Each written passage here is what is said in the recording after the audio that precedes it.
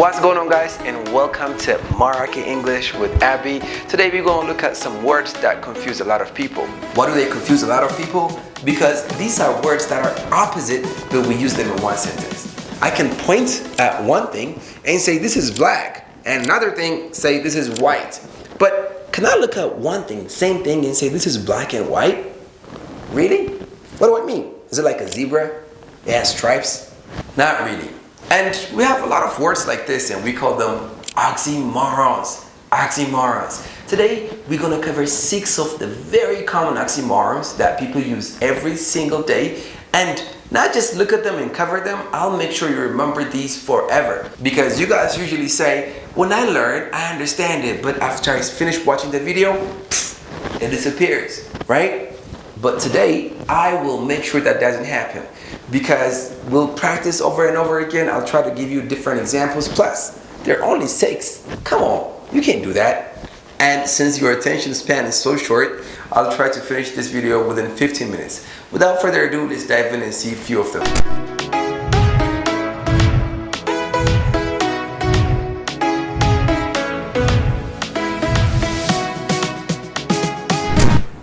The first very commonly used oxymoron is bittersweet. Bittersweet. If you say something is bitter, it means like when you taste it, it's not pleasant.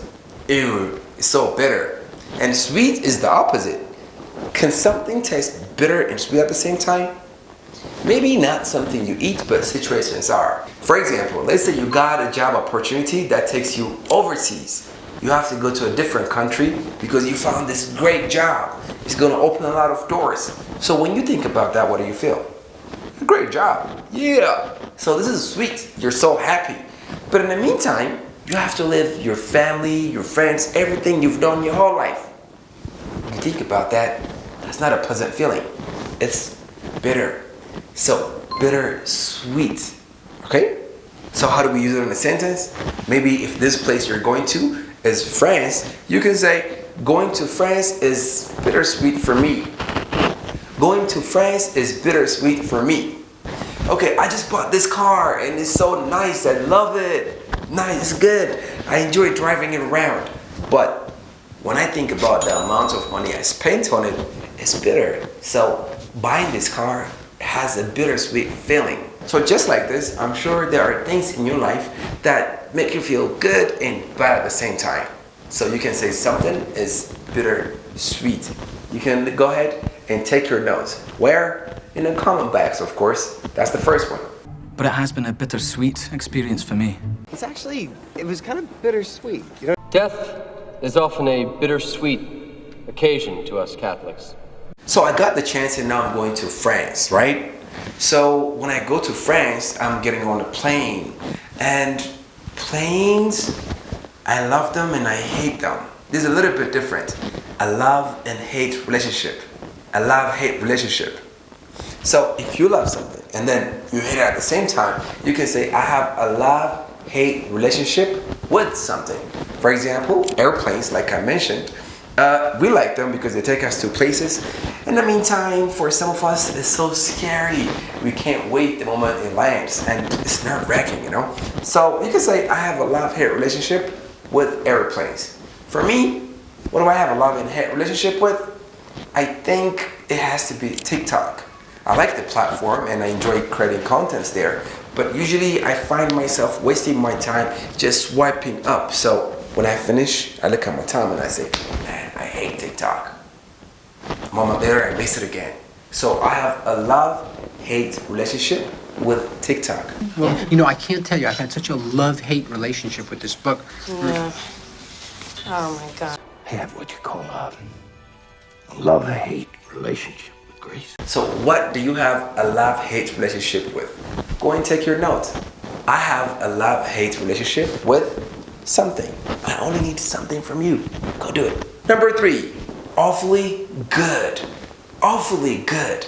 So awful, something that's horrible, something that's bad. Maybe you show me a picture of a car and you ask me, what is this? And I said, that's an elephant.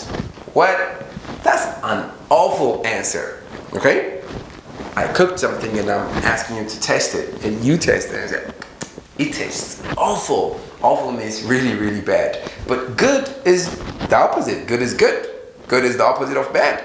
So if you say something is awfully bad, what do you think you mean? If I say something is awfully good, it means it's really great. For example, if you say, hey, Abby, your videos are awfully good. You're telling me they're great and you enjoy watching them. Are they? Maybe yes, maybe not. But what's awfully good for you? We go ahead and we take our notes. Where? In the comment section, of course. It is awfully good. I think they're awfully good, Howard. I must have done an awfully good job on that car. We have 3 words so far, you know. What's the first one? Come on, you can't forget. You know, something to do with the test. Something that tests good and bad at the same time. Going to France. What? Bitter, sweet. Very good. I said going to France is bittersweet for me. You remember, right? Good. What's the second one? I talked about TikTok, you know. I love it and hate it at the same time.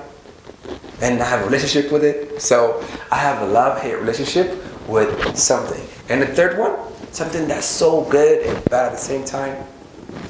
Awfully good. Really great. Nice. Number 4, grow smaller. When we say something grows, like it actually means it becomes bigger, right?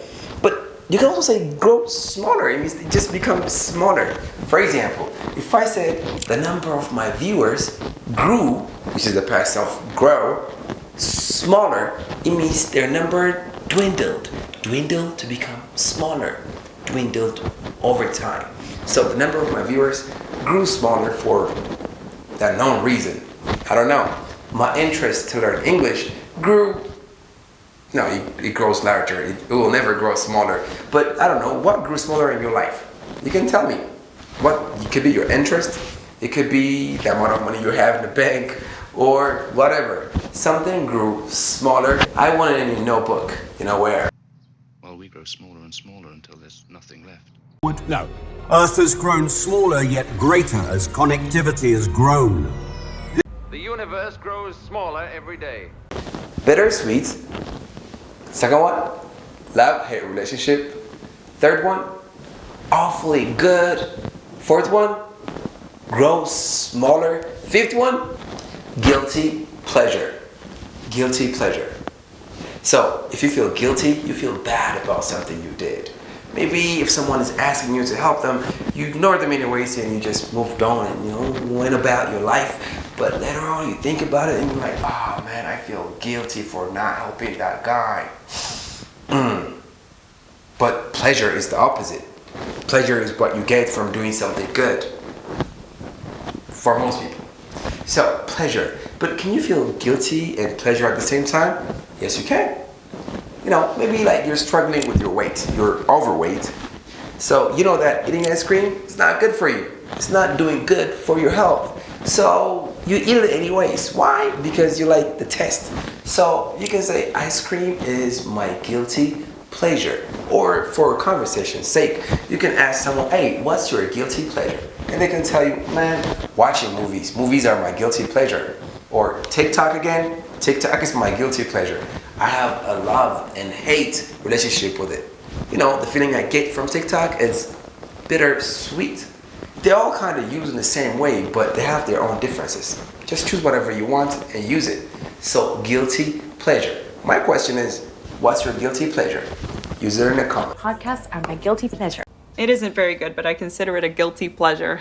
Let's remember one more time. Bittersweet, love-hate relationship, awfully good, grow smaller, and guilty pleasure. 5, right? Let's add the last one. The last one is deafening silence.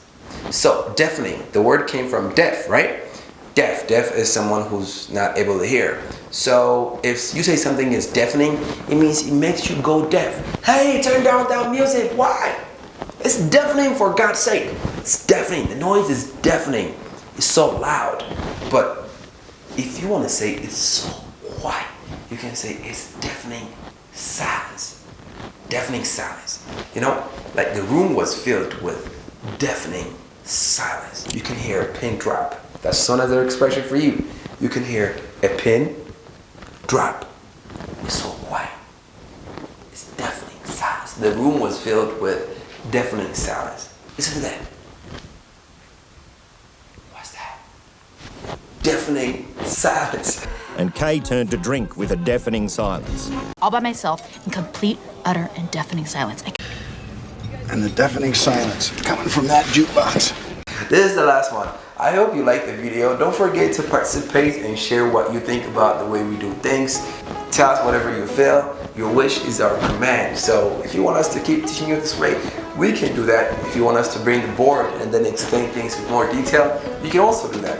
It's just designed to help you in a very, very short time and give you something that's worth your time. Until we see you next time, take care of yourselves, guys. One love is Mark English with Abby. Don't forget to subscribe, like, and share.